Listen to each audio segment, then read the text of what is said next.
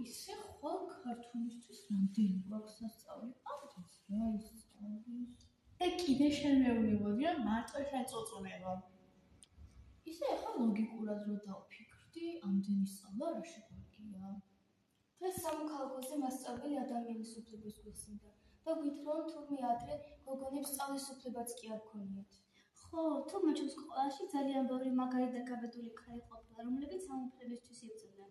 სულ ეძიებდნენ გზას რომ ესწავლათ და თურმე ჩვენ ხელა გოგონები სწავლაზე აუცნებობდნენ. მართლა? ხო, სწავლა, უნივერსიტეტი, ხმის მიცემა, არაფერი არ შეეძლოთ ქალებს. თითოეული ადამიანი საზოგადოების შვილი და მარტო არ არის ქვეყანაზე გაჩენილი. ჩვენ გვინდა ისეთ თავისუფლება, რომ თითოეულ ლაპირების დაჯგუფების ხელში აიყოს ჩავარდნილი ცნობიერის დედიფანი. საჭიროა საზოგადოების თვარი. ასე საზოგადოების თვარისა და ყურის მფარველობის ქვეშ შეუძლიათ ამოისმდგონ თითოეულმა კერძო პირმა თავისუფლად. კატო მიქელაძე, ქართველი ქალი, პოეტი, საზოგადოო მოღვაწე, პუბლიცისტი. მან დააარსა გაზეთი ხმა ქართველი ქალისა. ეს გაზეთი ქალებს მოტივაციას აძლევდა ესწავლათ, განვითარებულიყვნენ და ჰქონოდათ საკუთარი საქმე. 1919 წელს საქართველოს პირველი რესპუბლიკის საკანონმდებლო ორგანოში 5 დეპუტატი ქალი იყო.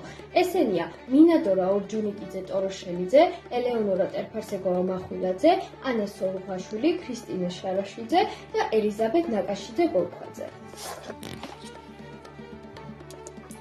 არსებულ სამართლებასთან საბრძოლველად საჭიროა ქალებისთვის არა მამაკაცებისთვის კოჩიდან, არამედ თავიანთი პიროვნული ინდივიდუალურობის განვითარება, რათა ყოველდღიურ ყოფილებას თავიანთი პიროვნული სიმართლე.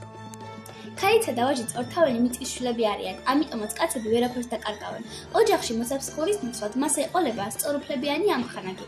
კარგად უნდა ახსოვდეთ, რომ მხოლოდ მამაკაცთან არჩევნებში გათანასწორება ერთ-ერთი იარაღთაგანია მომავალში სწორუფლებიანობისა და სამართლიანობის დაცვის. ჩვენ არაერთი საჭირო როტა კითხვა, საერთო საქვეყნო ხასიათის საკითხი გვიდევს წინ. ქალთა მდგომარეობის დასამზადებლად თავისად საჭირო მათი არჩევანა. მოგიწოდეთ აუცილებლად თქვენ ძმებს, რომ მათი განხორციელებული შეხედულება ქალის უმოქმედებაზე დღეს უკვე ხანდაჭმული და უნიადაგოა.